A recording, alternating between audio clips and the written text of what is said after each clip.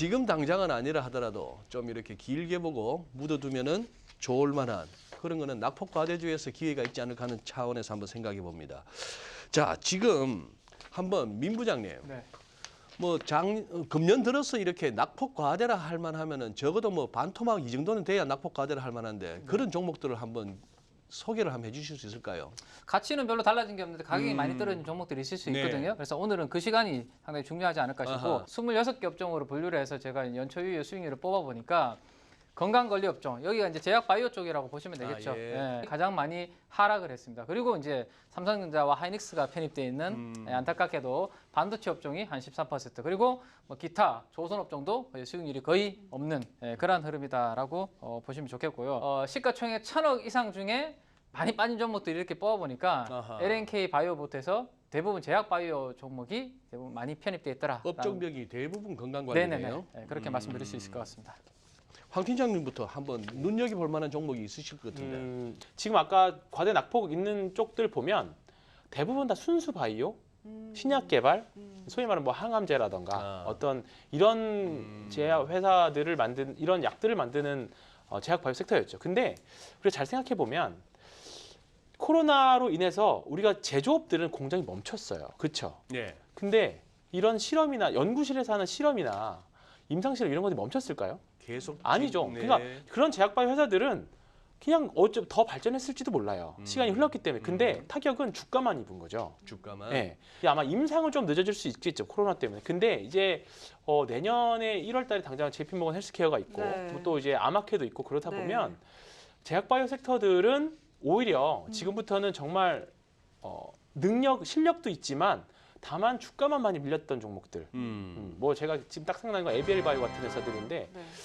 그런 회사들은 그냥 질질질 1년 동안 흘렀거든요. 보답을 받을 때가 곧 오지 않겠느냐. 저는 그런 관점으로 제약바이오는 순수 제약바이오, 코로나 네. 엮여있지 않은 그게 좀 생각됩니다. 학회를 말씀해 주셔서 이 네. 내년 제약바이오 학회 일정 지금 예정된 것들 좀 정리를 해드리면 1월에는 JP모건 헬스케어 컨퍼런스가 예정이 되어 있고요. 4월부터는 AACR 미국 암학회가 예정이 되어 있습니다. 또 5월 19일에는 아스코 초록 공개가 되고 6월에는 미국 임상종양학회까지 이어지기 때문에 순수 바이오 종목들 여기에 참가하는 종목들은 한번 찾아보시는 것도 괜찮을 것 같습니다. 그래요. 지금 우리 황 팀장님께서 언급하셨던 ABL 바이오 우리 민 부장님 보자. 이런 거 다 아세요?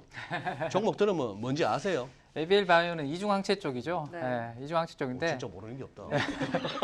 네. 저한테 이제 어떻게 보시는지 여쭤보시려고 하시는 거죠? 그러니까 황 팀장님은 네. 미셨는데. 네.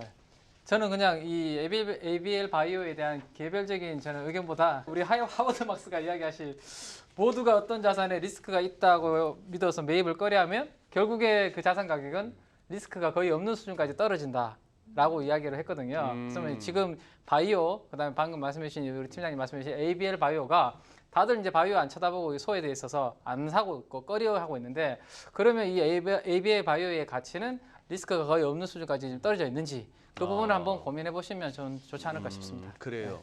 그러면 민 부장님 뭐 마이크 잡으신 김에 네. 아까 반도체가 두 번째로 많이 빠졌던데 네. 이쪽 업종 중에 낙폭과대 유망한 주거 하나 또 추천해 주시죠. 반도체 섹터의 센티멘트가 최악인데 전 최악일 때도 살 건 사야 된다라는 생각입니다. 월덱스라는 종목을 저는 그래서 이제 오늘 한번 반도체 쪽에서 가지고 와봤는데 우리가 앞으로 이제 D램이 점점 더 미세화되죠. 그리고 낸드는 계속 적층화되고 단을 계속 쌓는 그런 게 기술적으로 변합니다. 그러면 쌓고 깎는 과정이 훨씬 더 공정이 많아지게 되죠. 그게 이제 시각 공정에서 이루어지는 건데 그러면 이제 이 월덱스가 만들고 있는 저 화면에서 보시는 저런 것들은 다 소모성 부품입니다.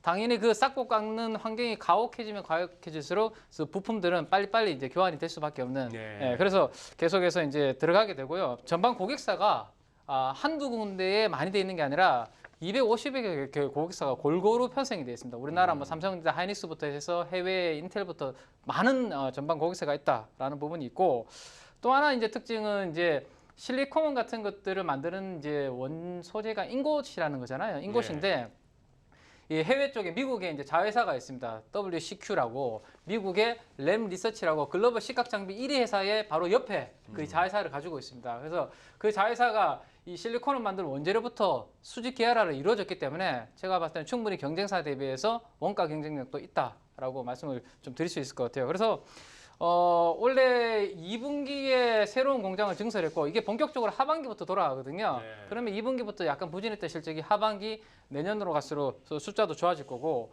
그래서 제가 실적 대비해서 주가 수준이 어느 정도인지를 한번 뽑아보니까 지금 퍼가 한 내년도 포워드 기준으로 한 8배 정도 수준에서 거래됩니다. 그럼 여기서 만약에 주가가 시장 때문에 떨어지면 7배, 6배 정도 그러면 반도체 소재 부품 회사가 뭐 8배 미만이라면 크게 저는 잃을 건 없다라는 생각이 들고 증설해서 앞으로 볼륨도 늘어나고 계속해서 이제 반도체 미세화 적층화에 따라서 이 부품들은 더 많이 들어가고 이런 부분들을 생각하시면 반도체 센티가 안 좋을 때 한번 관심 가져볼 만한 종목이지 않을까 싶고 최근에 참고로 사모펀드에서 한 11일 연속으로 이 종목을 매수를 하고 있습니다. 저는 후공정에서 골라봤고요. 후공정에서? 네페스 아크입니다. 네페스 아크인데 삼성전자가 이제 몇 개월, 2달 전인가요? 3년 동안 240조 투자하겠다 반도체 쪽에 결국은 시스템 반도체든 뭐 디램 반도체든 낸드든지 간에 파운드리든지 간에 돈 더 쏟아 부어서 네.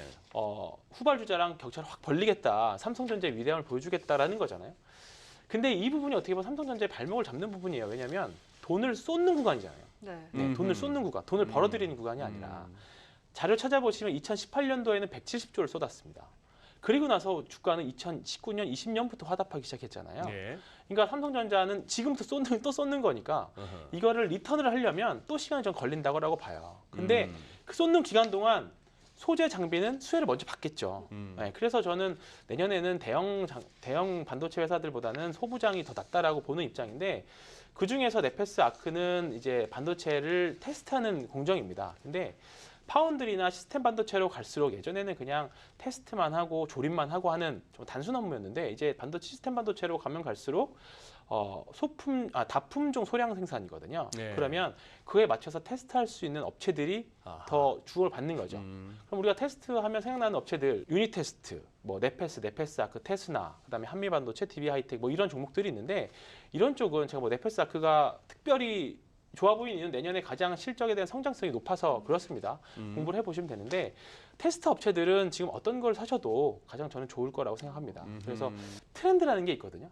전공정이 가는 시대가 있고 그쵸. 후공정이 네. 가는 네. 트렌드가 있어요. 근데 일단은 저는 당장은 후공정이 조금 더 빨라 보여서 후공정 쪽으로 저는 말씀드립니다. 두 분 얘기를 듣다 보니 게임 하실 시간은 잘 없겠다.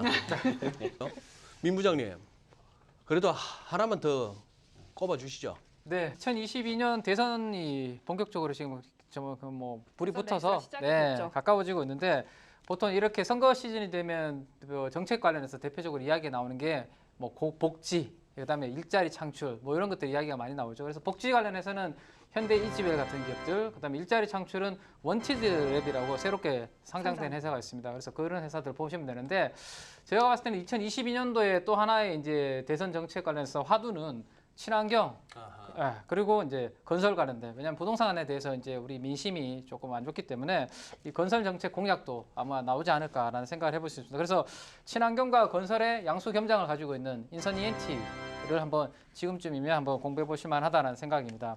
우리 ESG 이야기 많이 하고 있잖아요. 그래서 이 글로벌 시장에서도 이 폐기물 관련해서 환경 관련된 이 부분에 대해서 관심이 높은데 각국이 환경 규제를 지금 강화를 하고 있습니다. 그래서 폐기물 처리의 중요성이 지금 매우 이제 커졌는데 미국의 폐기물 처리 1위 기업이 있습니다.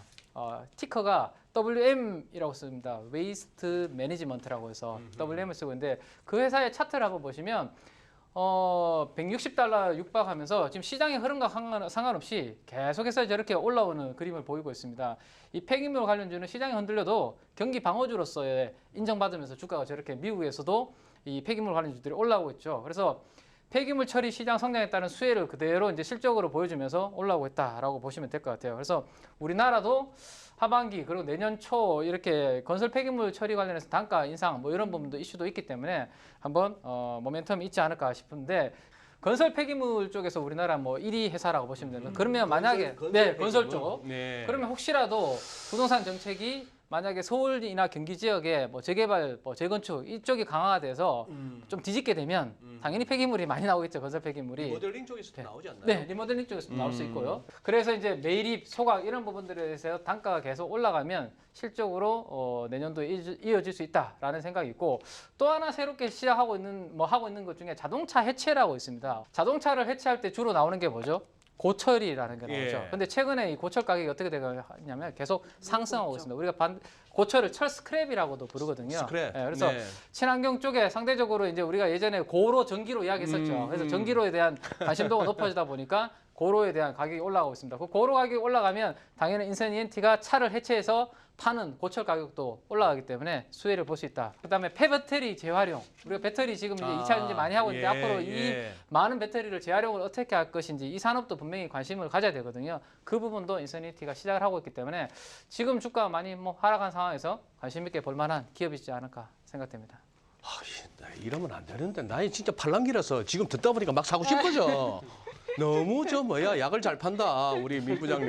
약이라고 표현하시니까 되게 좀 네. 아유 그래요.